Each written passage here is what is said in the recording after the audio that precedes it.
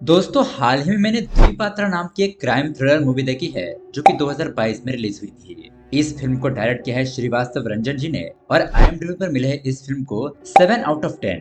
ये एक murder mystery की कहानी है जिसमें एक साइको किलर लड़कियों को बहुत ही बेरहमी से मारकर उनका गला काट देता है और उनके शरीर पर मीन राशि का साइन बनाकर भाग जाता है। अब कुछ ही सालों में उसने बहुत सारी लड़कियों को जान से मार दिया था, लेकिन अभी तक पुलिस उसे पकड़ नहीं पाई थी, इसलिए ये केस CBI तक पहुंच जाता है। अब ऐसे में पुलिस ऑफिसर्स क्या इस किलर को पकड़ पाएंगे या फिर इस साइको किलर का खौफ ऐसे ही बना रहेगा, यही देखेंगे हम आज की थ्रिलर कहानी में। इस मूवी के क्लाइमैक्स में जबरदस्त ट्विस्ट रिवील होता है, इसीलिए दोस्तों वीडियो को एंड तक जरूर देखिएगा। तो दोस्तों अगर आपको हमारे मूवीज एक्सप्लेनेशन वीडियोस पसंद आते हैं तो वीडियो को लाइक और चैनल को सब्सक्राइब जरूर कीजिए। चलिए शुरू करते हैं आज की कहानी। कहानी की शुरुआत होती है शेट्टी नाम के क्राइम नॉवेलिस्ट से, जो कि समाज में हो रहे क्राइम केसेस के ऊपर किताब लिखकर लोगों में अवेयरनेस फैलाने का काम करता है। और फिलहाल वो इसी साइको किलर के बारे में एक सीनियर पुलिस ऑफिसर आदित्य के साथ बातचीत कर रहा होता है। ये साइको किलर लड़कियों को मारकर उनका गला काट देता है और अपनी आइडेंटिटी के नाम पर मीन राशि का सिग्नेचर छोड़कर चला जाता है। और इतनी दर्दनाक तरीके से शहर में लड़कियों की हत्या हो रही थी, लेकिन पुलिस अभी तक इस किलर को पकड़ नहीं पा रही थी। इस केस को CBI को भी सौंपने की बात चलने लगती है। खैर अब उसके बाद हमें कंस्ट्रक्शन साइट का सीन दिखाया जाता है, जहां पर हम PKS कंस्ट्रक्शन की मालकिन जानकी को देखते हैं। जानकी यहाँ पर काम किस तरह से हो रहा है ये देख रही होती है और यहाँ पर चंदू भाई नाम का एक आदमी उसे इस काम में मदद करता है। जानकी अपने इंजीनियर से कहती है कि यहाँ पर किस तरह का मटेरियल यूज किया जा रहा है उसकी क्वालिटी में चेक करना चाहती हूँ। इंजीनियर कहता है कि इसके लिए आपको कॉन्ट्रैक्टर से जाकर मिलना होगा, वो आपको सारा मटेरियल दिखा देगा। अब यहाँ से जाते वक्त जानकी चंदू भाई को अपनी बेटी कावेरी का ध्यान रखने के लिए कहती है। फिर जानकी कावेरी से मिलती है और उसे बताती है कि बेटा कुछ काम से मुझे बाहर जाना है, इसलिए कल मैं तुम्हें स्कूल से लेने के लिए नहीं आ सकती, और अगर तुम्हें कुछ चाहिए होगा तो तुम चंदू भाई को बता देना, वो तुम्हारी पूरी तरीके से मदद कर देंगे। ऐसा कहकर वो वहाँ से चली जाती है। अब रात को हम देखते हैं कावेरी कुछ ड्राइंग बना रही होती है, लेकिन तभी अचानक उसके सर में बहुत ही तेजी से दर्द होने लगता है और वो बहुत ज्यादा परेशान हो जाती है। अब उसके अगले दिन जानकी अपना काम करके वापस से कंस्ट्रक्शन साइट पर आती है, तब वहां का नजारा देखकर उसके पैरों तले जमीन खिसक जाती है, क्योंकि दोस्तों उस साइको किलर ने जानकी की बेटी कावेरी का गला काट कर उसे मार दिया था। अब अपनी बेटी को मरा हुआ देखकर जानकी फूट फूट कर रोने लगती है। पुलिस भी यहाँ पर पहुंचकर इस केस की डिटेल्स इकट्ठा करती है। अब उसके बाद हमें सीनियर पुलिस ऑफिसर आदित्य को होम मिनिस्टर गोविंद के घर पर दिखाया जाता है। यहाँ होम मिनिस्टर गोविंद उनसे पूछते हैं कि बताइए इस केस की प्रोग्रेस कहाँ तक पहुँची।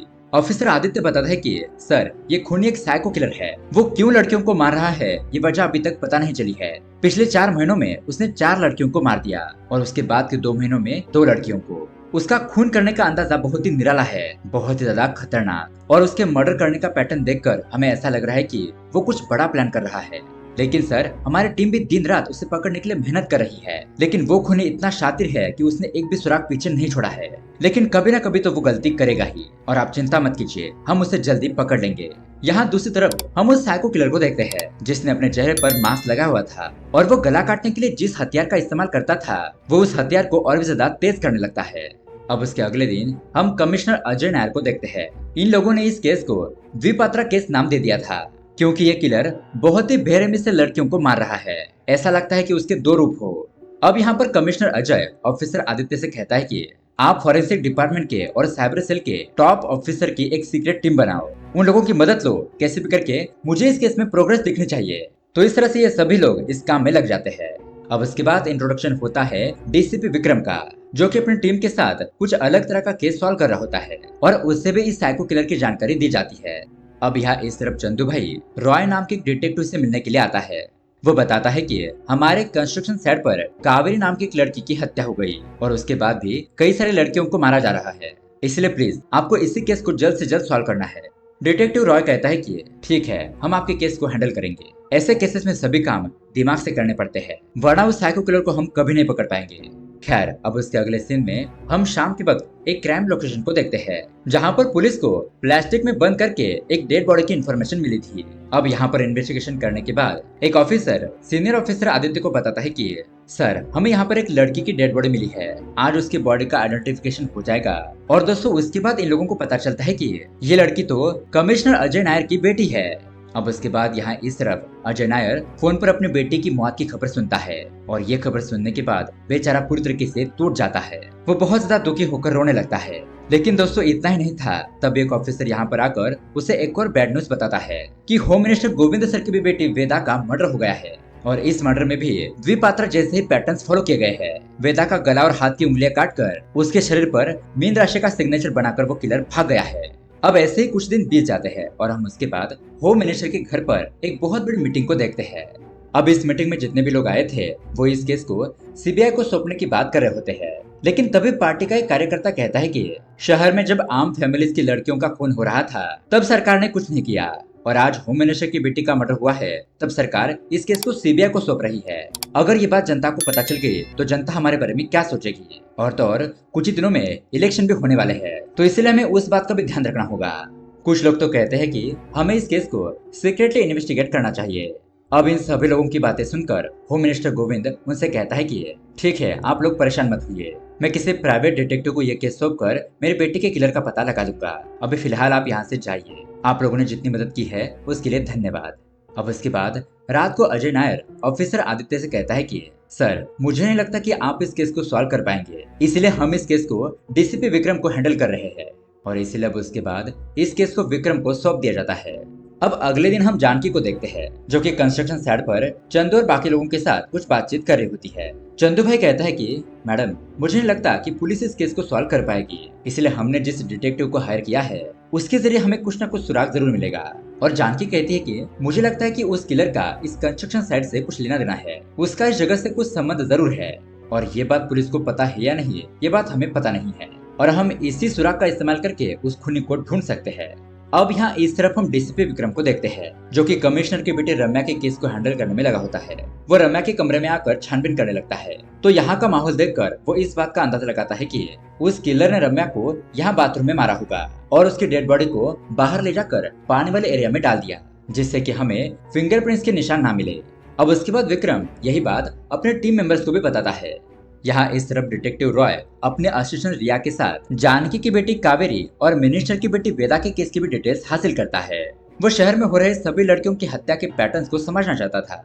उसके बाद यहाँ पर कमिश्नर अजय विक्रम से कहता है कि विक्रम, मेरी बेटी बहुत ही सीधी सादी लड़की थी। हाँ, मेरा एक फार्म हाउस है, वहाँ पर वो अपने फ्रेंड के साथ पार्टी वगैरह करती थी, लेकिन उस और उसके दोस्तों को किसी भी नशे की लत नहीं थी, इसलिए आप वहाँ पर जाकर भी देख सकते हैं कि वहाँ पर क्या कुछ आपको सबूत मिलता है या नहीं। यहाँ इस तरफ डिटेक्टिव रॉय और रिया उस पानी वाले एरिया में आकर यहाँ पर छानबीन करते हैं, लेकिन उन्हें भी यहाँ पर कोई भी सुराग नहीं मिलता। उसके बाद वो मिनिस्टर की बेटी वेदा के घर पर जाकर वहाँ इन्वेस्टिगेट करते हैं।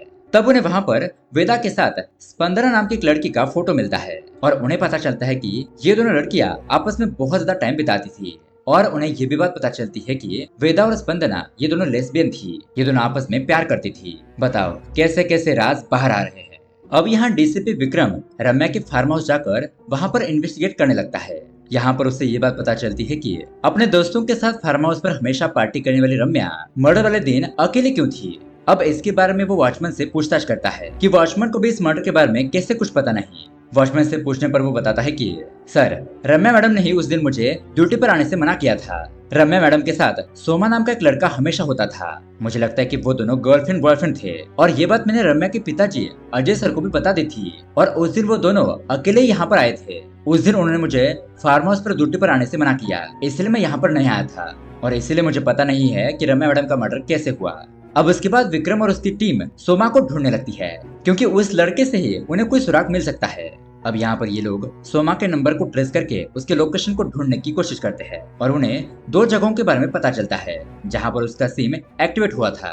विक्रम की टीम दोनों जगह पर जाती है तो यहाँ दूसरी टीम को सोमा मरी हुई हालत में मिलता है और ये देखकर विक्रम तो बहुत ज्यादा फ्रस्ट्रेट हो जाता है क्योंकि इतने दिनों से उनके हाथ बस एक ही क्लू लगा था और वो भी मारा गया। अब यहाँ इस तरफ डिटेक्टिव रॉय और रिया स्पंदना के घर पर सुराग ढूंढने के लिए जाते हैं, लेकिन उन्हें वहाँ पर स्पंदना तो नहीं मिलती। उन्हें वहाँ पर एक सीक्रेट दरवाजा दिखाई देता है जो कि शो पीसेस के पीछे छुपाया गया था। अब उस दरवाजे को खोलने के बाद उन्हें वहाँ पर स्पंदना की डेड बॉडी दिखाई देती है।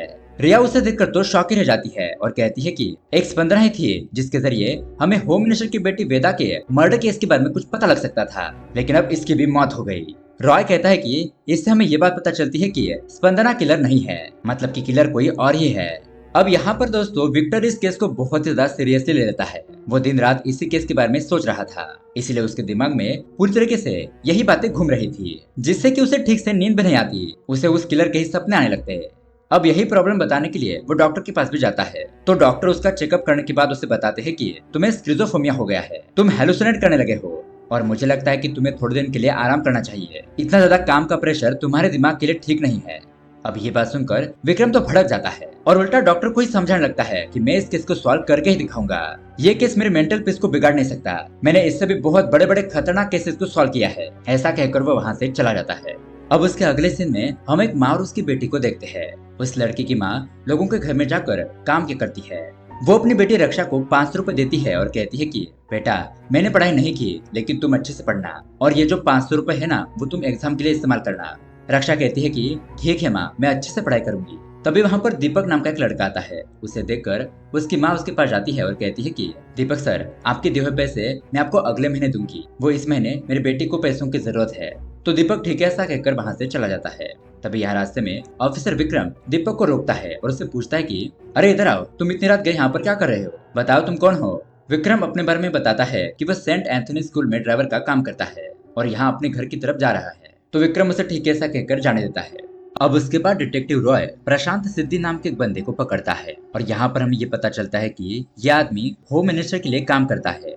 अब इससे थोड़ी बहुत पूछताछ करने के बाद डिटेक्टिव रॉय उसे छोड़ देता है, लेकिन उसके जाने के बाद रॉय की असिस्टेंट रिया उसे कहती है कि हमने इसे बहुत ही मुश्किल से पकड़ा था, तो फिर आपने इसे इतने आसानी से जाने क्यों दिया? रॉय उसे बताता है कि मैंने ऐसा जानबूझकर किया है, तुम उसके ऊपर नजर रखो, इससे हमें कोई ना कोई सुराग जरूर मिलेगा। अब प्रशांत पर नजर रखने पर उन्हें बहुत ही शॉकिंग बात पता चलती है और उसके बाद डिटेक्टिव रॉय प्रशांत और होम मिनिस्टर को एक साथ मिलने के लिए बुलाता है। अब यहाँ पर रॉय होम मिनिस्टर से कहता है कि सर, हमें पता चल गया है कि आपकी बेटी वेदा की फ्रेंड स्पंदना को आपने ही मरवाया है, तो बताइए आपने ऐसा क्यों किया? अब यहाँ पर होम मिनिस्टर का सारा सच सबके सामने आ गया था, तो वह सारे सच्चाई बताने लगता है। फ्लैशबैक में हम देखते हैं कि प्रशांत सिद्धि होम मिनिस्टर से पूछता है कि सर, आपने स्पंदना को मेरे हाथों क्यों मरवाया? होम मिनिस्टर उसे बताता है कि उसकी बेटी वेदा और स्पंदना ये दोनों रिलेशनशिप में थे। स्पंदना के पास उन दोनों के इंटीमेट होने के वीडियोस थे और उसी को लेकर वो मुझे ब्लैकमेल कर रही थी, और अगर ये बात पब्लिक में फैल जाती तो होम मिनिस्टर के तौर पर मेरी बहुत बड़ी बेइज्जती हो जाती, इसलिए मैंने तुम्हारे हाथों उसे मरवा दिया। अब होम मिनिस्टर यही बात डिटेक्टिव रॉय को भी बताता है और दोस्तों उसके कुछ दिनों बाद साइको किलर ने वेदा को भी मार दिया था। अब यहाँ दूसरी तरफ इन्वेस्टिगेशन करते वक्त डीसीपी विक्रम को सेंट एंथनी स्कूल के बारे में पता चलता है। मतलब कि अब तक जितने भी मर्डर्स हुए थे वो सभी लड़कियां सेंट एंथनी स्कूल से जुड़ी हुई थी। वहाँ स्कूल में जाकर छानबीन करने पर उसे वहाँ पर एक फोटो मिलता है और उस फोटो के अंदर वो सभी लड़कियां मौजूद थी जिनका अभी तक मर्डर हुआ था।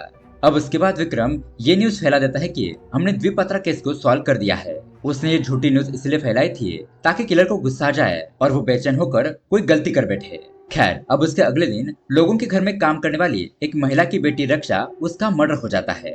अब ऑफिसर विक्रम को जब ये खबर मिलती है तब यहाँ पर हमें पता चलता है कि रक्षा की माँ विक्रम की पत्नी के घर पर हाल फिलहाल में ही काम करती थी। तो यहाँ पर विक्रम सोचने लगता है कि उस फोटो में जितनी भी लड़कियां थी उन सभी को मारने के बाद ये किलर छोटी बच्चों को क्यों मार रहा है। मतलब कि दोस्तों वो किलर पुलिस को गुमराह करने की कोशिश कर रहा था। अब कमिश्नर की बेटी रम्या का जब खून हुआ था तब रम्या और साइको किलर के बीच में हाथापाई हुई थी, तो पुलिस को उस जगह पर उस साइको किलर के ब्लड के सैंपल मिले थे। तो यहाँ पर फॉरेंसिक लैब में उस ब्लड को क्रिमिनल लिस्ट से मैच करके देखने पर उन्हें एक सस्पेक्ट के बारे में पता चलता है।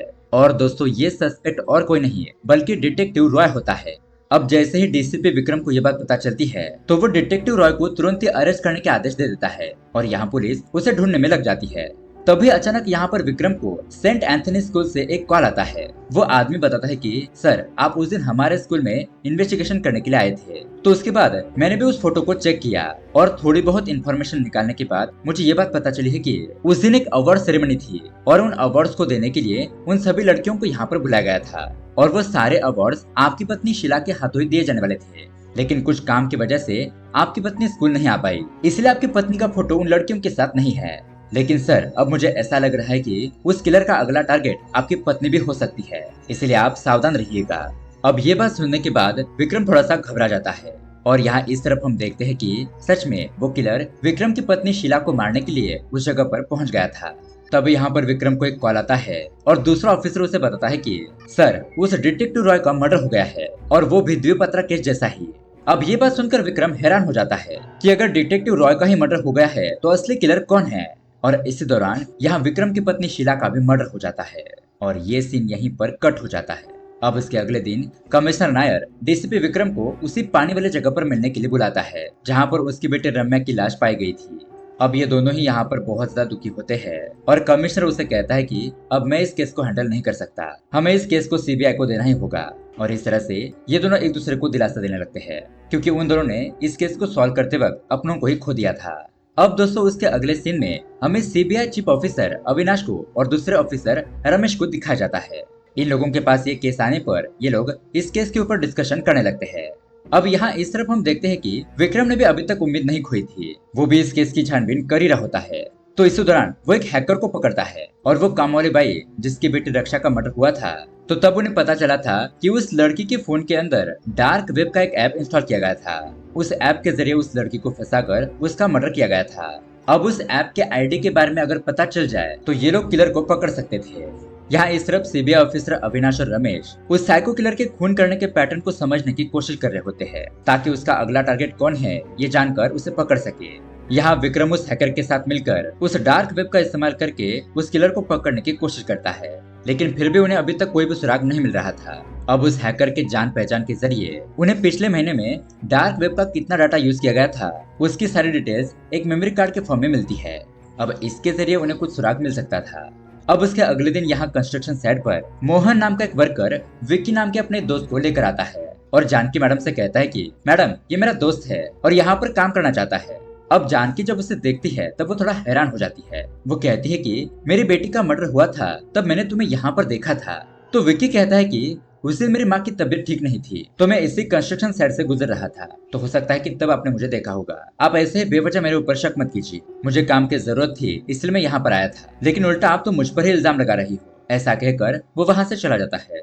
अब रात को हम विकी को देखते हैं जो किसी रूम में बहुत ज्यादा नशा कर रहा होता है।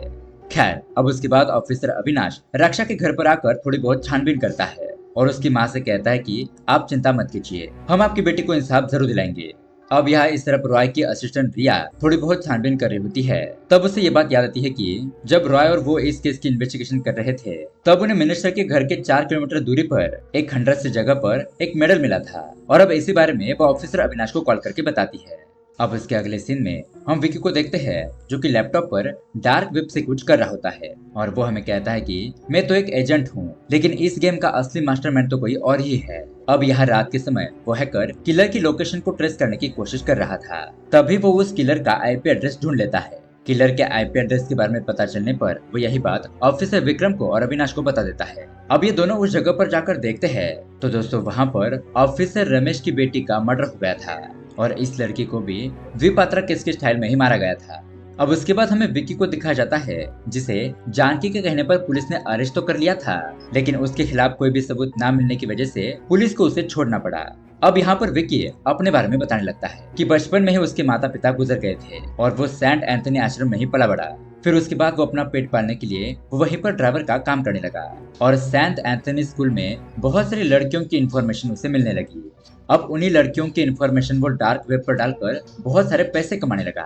लेकिन दोस्तों विकी ने जिन जिन लड़कियों की इन्फॉर्मेशन डार्क वेब पर डाली थी तो उस साइको किलर ने उन सभी लड़कियों को मार दिया था। इस तरह से यहाँ पर ये बात पता चलती है कि वो साइको किलर विकी नहीं बल्कि कोई और ही है और पुलिस को तो विकी के ऊपर भी शक था।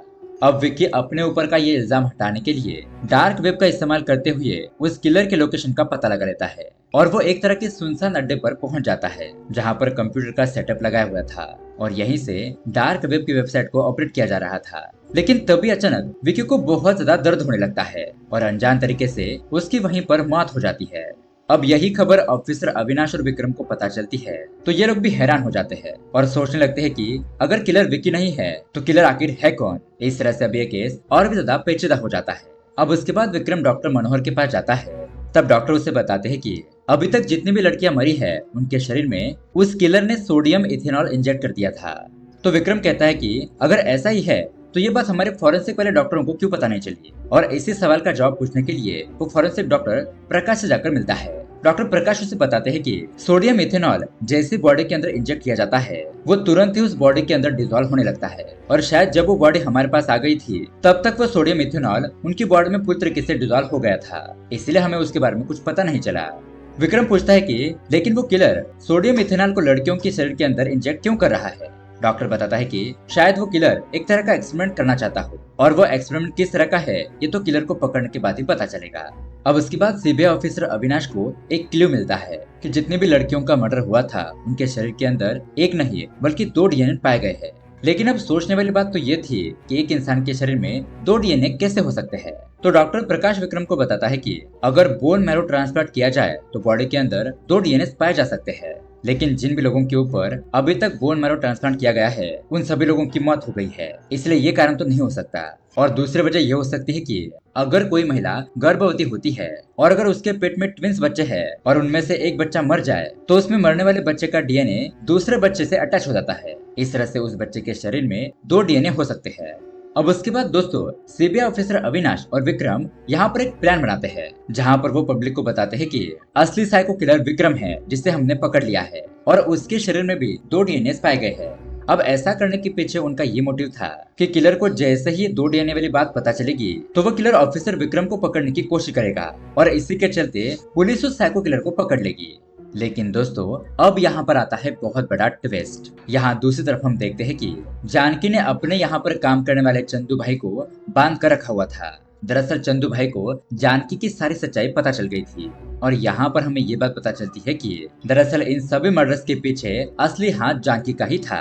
दरअसल उसका नाम जानकी नहीं बल्कि लिसा डिसूजा होता है और वो कावेरी भी उसकी सगी बेटी नहीं थी। कावेरी के शरीर में 2 डीएनए थे, इसलिए लिसा डिसूजा उसे अपनी बेटी की तरह पाल रही थी और लिसा के साथ इस प्लान को अंजाम देने वाला उसका बेटा रोबेस्टर था। और दोस्तों डिटेक्टिव रॉय और रोबेस्टर ये दोनों ही लिसा के जुड़वा बेटे थे। लिसा चंदू भाई को बताती है कि वो दोनों ही मेरे ही बेटे हैं। इस प्लान को कामयाब करने के लिए कितने ही लोगों की जान चली गई। और दरअसल दोस्तों लिसा यह एक्सपेरिमेंट इसलिए कर रही थी ताकि लोगों के बॉडी के अंदर तीसरा डीएनए डालकर उन लड़कियों से जो बच्चा पैदा होगा ये लोग उसके ऊपर एक्सपेरिमेंट करना चाहते थे। इस एक्सपेरिमेंट में वो बच्चा कैसा होगा, उसके अंदर क्या क्या एबिलिटीज हो सकती है, ये सब कुछ पहले से डिसाइड किया जा सकता था, मतलब कि एक तरह का क्लोनिज्म। और ये काम तो बिल्कुल भी नेचर के खिलाफ था कि बच्चा पैदा होने से पहले ही इंसान ये तय कर सकता था कि उसका बच्चा कैसा होगा। लेकिन दोस्तों ये एक्सपेरिमेंट बहुत ज्यादा खतरनाक होता है। अब यहाँ पर इस एक्सपेरिमेंट में जो भी लड़कियां मारी गई थी उन सभी लड़कियों को एक साइको किलर ने मारा है, इस तरह से दिखाया गया ताकि पुलिस का ध्यान डाइवर्ट हो सके। और लिसा डिसूजा ने इसके लिए एजेंट विकी का इस्तेमाल किया था। अब यहाँ सिर्फ सीबीआई ऑफिसर अविनाश और विक्रम ये लोग वो साइको किलर कोई गलती करता है इसी के ऊपर नजर रखने लगते हैं ताकि उसे तुरंत ही पकड़ा जा सके। मतलब कि दोस्तों अब यहाँ पर हमें उस मर्डर के बारे में पता तो चल गया था कि ये सब कुछ लिसा डिसूजा कर रही थी, लेकिन दोस्तों पुलिस अब तक उसे पकड़ नहीं पाई थी। और अब पुलिस लिसा डिसूजा को कैसे पकड़ेगी ये हमें अगले पार्ट में दिखाया जाएगा। और इस तरह से ये कहानी यहीं पर एंड हो जाती है। तो दोस्तों ये कहानी आपको कैसी लगी हमें कमेंट करके जरूर बताइएगा। साथ ही ऐसे ही अमेजिंग मूवी देखने के लिए हमारे चैनल को सब्सक्राइब जरूर कीजिए। मिलते हैं अगली वीडियो में। Thanks for watching.